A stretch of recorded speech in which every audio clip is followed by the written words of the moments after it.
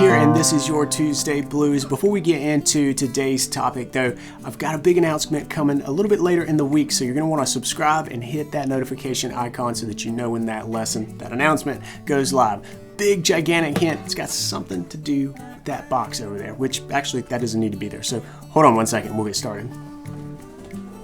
So what do you do when you have no practice time? Well, here's an easy tip, find some.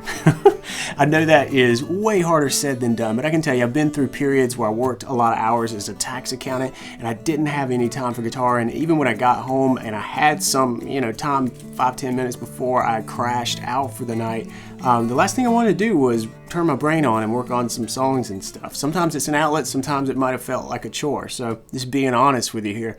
So I didn't always play, but when I did have just a few minutes to grab of guitar time, these are some of the things that kept me going and kept me from losing serious skill while I was in those crazy intense periods where I didn't have a lot of time. Maybe that's you, so maybe these quick little tips will help you out. All right, the first tip for you is to get the guitar out of the case. You want it out and in plain view. You want it in a spot where you pass by it regularly. Maybe it's right next to your bed, so it's there first thing when you wake up.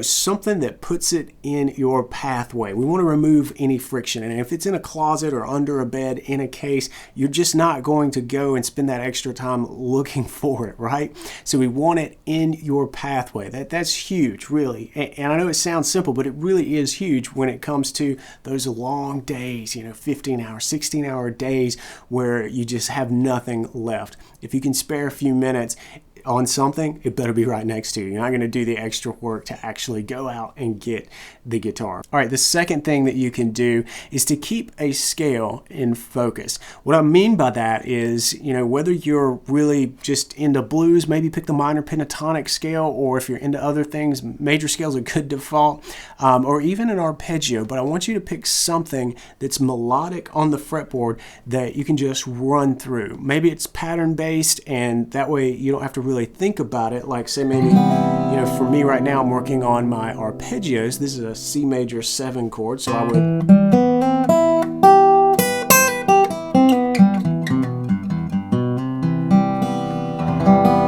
just do something like that for a few minutes. And it does a couple of things. First, it keeps you from forgetting some of those hard-earned scale positions and patterns, but it also keeps your fingers moving up and down the fretboard. I know that when I had very little time, I had a tendency to just want to pick up the guitar and just do cowboy chords, and that's great if you're in that spot where you're learning cowboy chords, but if that is like way too easy for you, then it's not going to warm your hands up. It's not going to reinforce some of the muscle memory of moving up and down the fretboard, quite like playing through a scale or an arpeggio will. So that's why I recommend that. And it doesn't have to just be scales or arpeggios. As a matter of fact, if you're a finger picker, like me primarily, then I also want to work out my picking hand. So you want to have an exercise or a few exercises that you can go to keep your picking in shape as well. I've been working on this one lately because of a lot of reasons. I kind of co-opted it from a Pete Huttlinger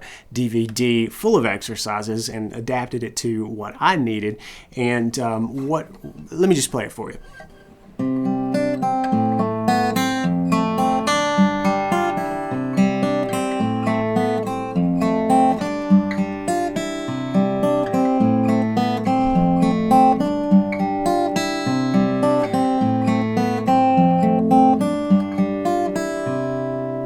All right, for me, there are a couple of things in there that I wanted to work on. That's why this is a go-to exercise of mine when I have a narrow window of time to practice. For instance, just real quick, we'll take a side trip. This double picking on a single string. I'm not the greatest at that. I tend to want to just pick a little more rapidly with a single finger, but this gets me in there picking with different fingers successively on a single string. So I've adapted this for that reason, but the thing that I like about it when it comes to being a quick go-to turbo practice exercise for you is that it's going to tell on you. You've got to have a few things going to make this sound like I just played it. You want, for instance, this C note in the melody to ring over the chord change.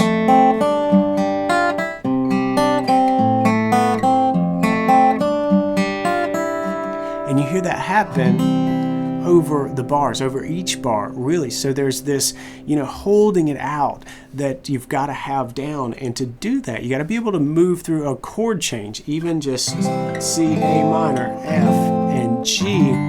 But you got to do that with some skill, because if your fingers are going to get lazy and lay back, you're not going to be able to get that ringing. Other fingers might get in the way as you're moving through the chord change. So something like that I think is really good to have on hand when you're short on time. The third thing that I want to mention to you, and it's have fun. All right, so you don't have a lot of time, so I want your quick turbo practice sessions to consist of some, or jam session to just consist of something that connects you back to the guitar.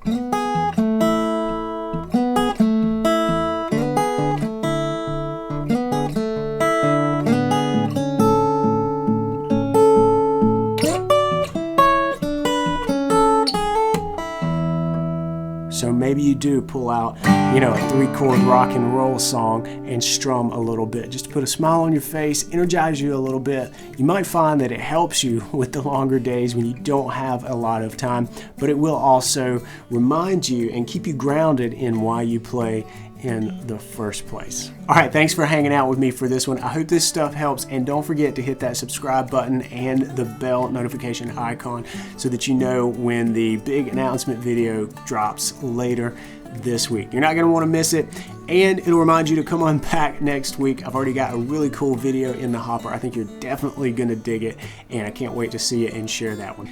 Until next time, practice smart and play on.